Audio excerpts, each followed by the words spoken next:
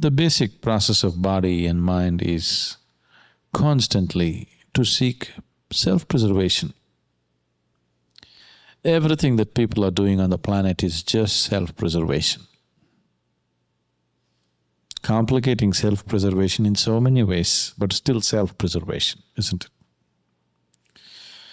When your intelligence raises beyond that and looks at life, understands life, experiences life, perceives life beyond the fundamental drive of self-preservation and procreation, that is when the spiritual process begins. For people who are deeply entangled in the process of self-preservation and procreation,